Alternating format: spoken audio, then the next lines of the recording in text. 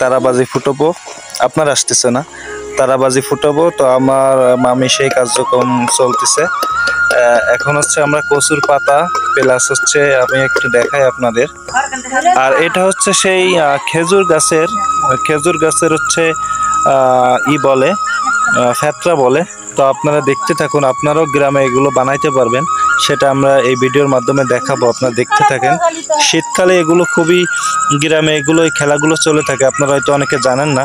তো এই ভিডিওর মাধ্যমে শিখে নেন কিভাবে বানাইতে হয়। তো গাইস, এটা হচ্ছে কচুর পাতা খুব সুন্দর করে ফুটো ফুটো করে নেওয়া হচ্ছে, এবং ফিতরা, এই যে খেজুর গাছের ফিতরা, যে সময় গাছ কাটে ওই সময় ফিতরাগুলো বের হয়। তো এখন আমরা কিছু জোগাড় করেছি, এখন তো গরমকাল, আপনাদের দেখানোর জন্য। আর আমিও আগে দেখি নাই, আমার মামি যেহেতু জানে, মামির কাছটা দেখতে যাচ্ছে, আপনাদেরও দেখাতে চাচ্ছি। তো আমার মামি কার্যক্রম চালাচ্ছে, এটা খুব সুন্দর করে ফুটাচ্ছে, ফুটো ফুটো করতেছে সব জায়গায়। তো বাকি প্রসেসগুলো আমি একটু দেখি আপনাদের দেখাই। তো গাইস, কচুর পাতা সুন্দর সুন্দর করে ফুটো করে পাশে রাখছে আমার মামি, আর এটা হচ্ছে ফ্যাতরা। এখন দেখি সে কি করে।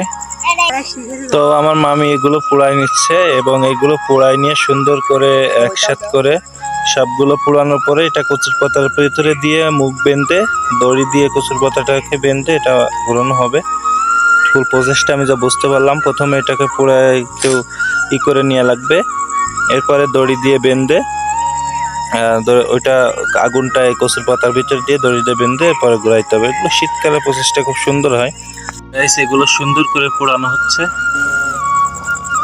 এগুলো পোড়ানোর পর এগুলো যখন ছাই হয়ে যাবে, আগুন থাকবে, তখন কচুর পাতাটি ভিতরে দিয়ে বাঁধে তারপরে ঘোরানো হবে। আপনারা দেখতে থাকুন। তো কচুর পাতাটা হালকা একটু আগুন দিয়ে করে নেওয়া হচ্ছে, যাতে এটা ফেটে না যায়। এটা হালকা একটু নরম করে নেওয়া হচ্ছে। এই যে সুন্দর করে আগুনের উপরে কচুর পাতাটা দিয়ে দিল, দিয়ে এবার এইগুলা কচুর পাতার ভিতরে দিবে।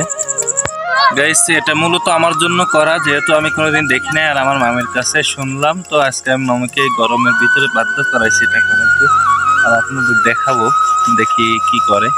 আপনারা লাইনে থাকুন, ভিডিওটি দেখুন শেষ পর্যন্ত।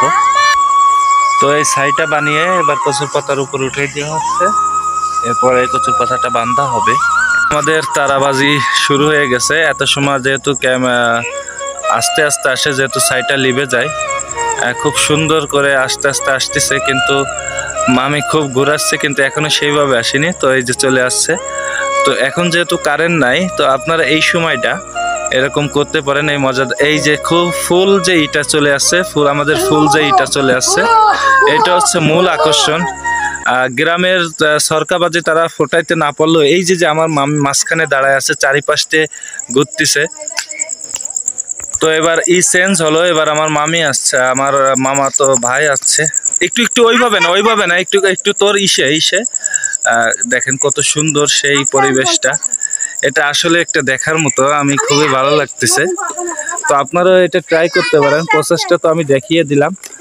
সুন্দর করে কচুর পাতাটা ফুটো ফুটো করে সরপাগুলো, খেজুরের ফিচ্চাগুলো, এখন আবার হাত বদল হচ্ছে। লাইট বন্ধ করো বুন্ডি, এখন হাত বদল হচ্ছে, আবার আমার মামি গেছে মাঝখানে। তো এটা হচ্ছে কচুর পাতাগুলো সুন্দর করে ফুটো ফুটো করে ছাইটা ওইটা পুড়ায় এটার ভিতরে দিয়ে তারপরে সুন্দর করে আপনারা করবেন।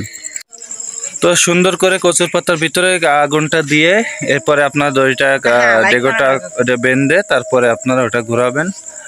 খুবই সুন্দর একটা পরিবেশ, আমি পুরোটা আপনাদের দেখালাম না।